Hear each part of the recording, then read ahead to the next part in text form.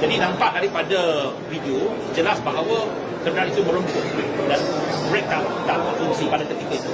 Tetapi apa-apa pun saya menyerahkan kepada pihak polis untuk membongkar kesiasatan. Tetapi apa yang jelas, apa yang confirm ialah bahawa bayi tersebut meninggal sebab tercampak keluar daripada kenderaan. Dan sebabnya ialah tidak ada child seat.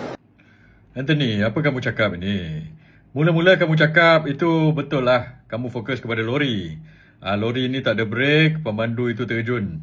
Lepas tu tiba-tiba kamu cerita pasal bayi itu mati sebab dia tercampak, sebab dia tak pakai kursi bayi atau kursi kanak-kanak dah pula dah.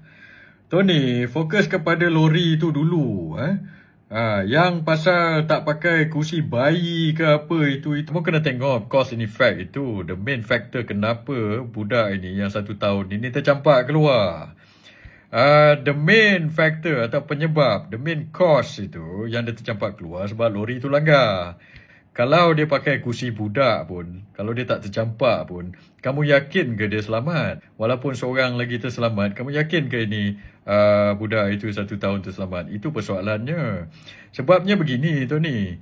Kalau lori itu tak langgar budak itu, dia pakai car seat ataupun baby seat atau tidak, dia masih hidup sampai sekarang. Tony, kadang-kadang kalau orang tu pakai tali pinggang geledah ke, pakai kursi bayi ke, tapi kalau digempuh dengan bas, dengan lori macam itu, mati, Tony. So, masalah utamanya bukan pasal orang itu tak pakai tali pinggang geledah ke apa ke benda. Masalah utamanya dah banyak kali jadi. Lori-lori, bas-bas ni dengan brake tak diselenggara dengan baik lah, tak ada brake lah, apa ke benda lah.